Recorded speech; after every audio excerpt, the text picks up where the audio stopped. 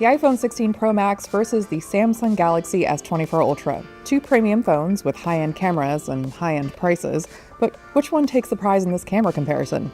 Let's find out. Let's start off with some quick specs. The iPhone 16 Pro Max features a 48-megapixel main camera, a 48-megapixel ultra-wide camera, and a 12-megapixel telephoto camera with 5x optical zoom. There's also a 12-megapixel front-facing camera. The iPhone 16 Pro Max can shoot up to 4K video at 120 frames per second. The Samsung Galaxy S24 Ultra sports a 200-megapixel wide camera, 12-megapixel ultra-wide camera, 10-megapixel camera with 3x optical zoom, and a 50-megapixel telephoto lens with 5x optical zoom. It also has a 12-megapixel front-facing camera. It can shoot up to 8K video. While that's all useful info, it's important to note that more megapixels doesn't automatically mean better photos, so that's why we're going to see how these cameras perform in the real world. The iPhone 16 Pro Max starts at $1,200 for 256 gigabytes of internal storage, while the Samsung Galaxy S24 Ultra will cost you $100 more for the same storage amount. The newest and perhaps most divisive new camera feature on the iPhone 16 lineup is the camera control button. This sits on the right side of the phone and lets you trigger the camera, snap photos, and swipe to change settings like exposure, aperture, and zoom. I've actually gotten quite used to pushing it to trigger the camera, but I don't really find myself using it for anything else since it's still just easier to tap the screen the old-fashioned way to take a picture or adjust the camera settings. My colleague Bridget Carey has very strong thoughts on this, so be sure to check out her video for more. Now let's get into the camera comparison. I took some photos at Yerba Buena Gardens in San Francisco, starting with these pictures of a waterfall. You'll see both phones capture this satisfyingly crisp cascade, but the S24 Ultra offers a slightly brighter image. Among the trees and shrubs in the background especially, you'll notice the greens are a bit more vibrant. The same goes for these two images, which look impressively similar, but the greenery pops a bit more on the S24 Ultra. It's hardly noticeable, but the mural on the building is also slightly more pigmented on the S24 Ultra. It's worth noting that Apple's made it easier to adjust photos to your liking, so if you want to bump up the saturation or contrast, you can use the new Photographic Styles feature and tone mapping to do that. So while I'm comparing photos taken at the default setting on each phone, customization is really becoming a bigger focus, which means you can have more capacity to tune photos however you like. One of my favorite ways to test portrait mode is by taking a shot of a plant to see how well the phones pick up on any stray branches or flowers that should be in focus. Both phones did a solid job in that regard. Otherwise, the S24 Ultra again takes the prize for brightening up the overall shot and reducing those harsher shadows seen on the iPhone 16 Pro Max image. In these portrait mode shots of my colleagues Faith Cheehill and Jessica Fierro, the S24 Ultra brightens up their faces and also the telephone booth in the background, making it a punchier red. But I actually like how the iPhone handled this one. The colors are a bit darker, but a bit more true to life, and I like the richness of the blacks and blues in Faith's and Jessica's outfits. Both photos have a comparably clean background blur. I've had the most fun testing the optical zoom on each phone because I think it's one of the more impressive features on each device. The iPhone 16 Pro Max has 0.5x, 1x, 2x, and 5x optical zoom, while the Galaxy S24 Ultra has 0.6x, 1x, 3x, 5x, and 10x optical zoom.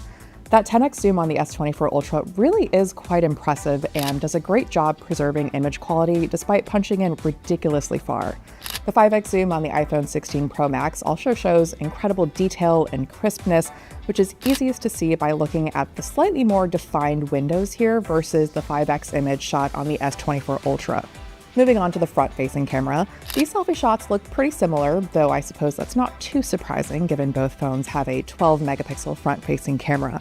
The biggest difference, once again, is in color, with the S24 Ultra brightening up my face and black shirt a bit more, and the iPhone 16 Pro Max depicting deeper colors throughout, from the green of my couch to my complexion.